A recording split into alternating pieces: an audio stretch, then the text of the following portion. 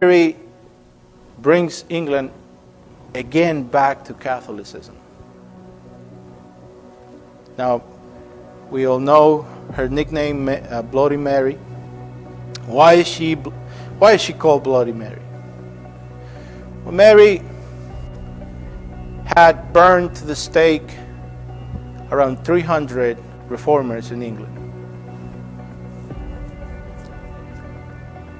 Two of them were Ridley and Hugh Latimer.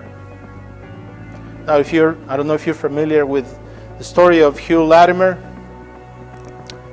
Historians tell us that Hugh Latimer was one of the most eloquent and bold preachers of the English Reformation. He was a Catholic priest. In 1516, Erasmus of Rotterdam issued his first edition of the New Testament. Now we remember that this takes place, this movement of going back to the sources, this humanistic, as it's called, humanism, not as we know it today, but it was a going back to the sources, is propelled by the Renaissance, which is propelled by the Muslim invaders on the East that forced all the scholars from the Greek Orthodox side to come to Europe, fleeing away from the Muslims, right? So there was a coming back to the fountains of knowledge. So Erasmus was the Prince of Humanists, as he was called. So Erasmus issues his first edition of the New Testament in 1516, and he comes in the providence hand of God, he comes to Oxford University to teach us for a while. And it is in this context that a man by the name of Thomas Bilney, better known as Little Bilney, some historian says that he walked cock-headed, he limped, he was a short man. Bilney heard Erasmus, and Bilney admired Erasmus, and he proposed himself to learn everything that Erasmus had to say. So in reading the New Testament, Thomas Bilney came, and I want you to see the provident hand of God and the Bible shaping the history of the world here. Bilney comes to that passage in the first epistle of the Apostle Paul to Timothy, a passage in chapter 1, where it says, "This is a trustworthy saying, deserving of all acceptation. Christ Jesus came into the world to save sinners, of which I am the chief." And Bilney said that for a long time his soul had been burdened by his sin, and he sought relief by the sacraments of the church and the broken cisterns of the Catholic Church. But when he heard those words, when he read those words in the original Greek, Bilney became a believer. And Bilney instituted a club, if you will, so to speak. This club met in a tavern outside Oxford called the White Horse Inn.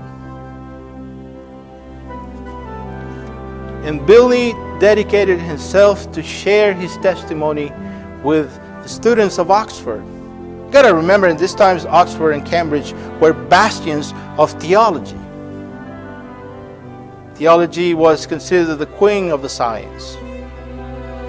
So young theologues will come and hear this old priest's testimony, Thomas Bilney. And it so happened that one time in Oxford, Hugh Latimer came, being a Catholic priest. At this point, Hugh Latimer was not a Protestant. He comes to Oxford to preach a sermon.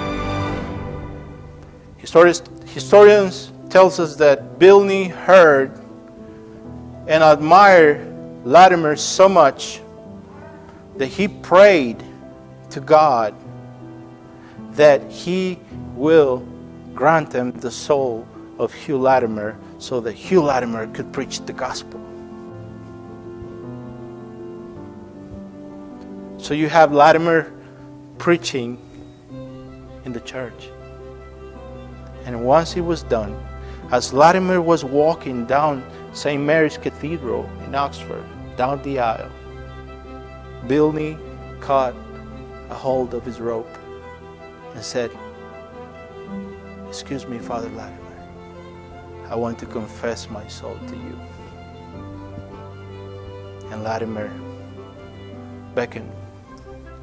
And the story says that it is in record, went to the confessionary. And Bilney began to vent his soul to the priest and said that he was burdened with his sin. He was crushed by the weight of his sin. And he sought comfort in the Catholic sacraments and the broken cisterns of the Catholic Church, he said. But Father Latimer, he said, when I read in the New Testament this verse, that Christ Jesus came to save sinners such as me, he said, I was born of the Spirit. And at this declaration, Latimer descended from his position of confessor and knelt beside Bilney and prayed for forgiveness to Christ and was born again. Somewhat acquainted with the Reformation will know of Hugh Latimer, but very few know of Thomas Bilney. So this Hugh Latimer, a few years later, Hugh Latimer became a Protestant preacher, and during the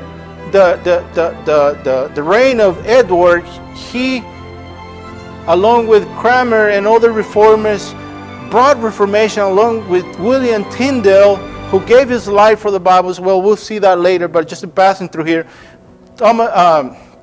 Latimer became one of the influencing voices in England. But once Edward died, Mary, Bloody Mary, began to persecute the Protestant preachers and ordained of them, she ordered them to recant and go back to the Catholic fold. And if they refused to do this, they were burned at the stake. So we have Hugh Latimer and Nicholas Ridley. And the account goes that when they are about to be burned, Hugh Latimer told Ridley, "Master Ridley," he said, "play the men. For this day we shall light such a candle in England for the gospel that no one will be able to quench." And so they both burned at the stake that day for the gospel under Bloody Mary. But in divine providence, Mary only lasted 5 years. Now there was a third sibling, yes, the daughter of unbelief. Her nickname is Gloriana, the glorious one, Queen Elizabeth I, who was a committed Protestant.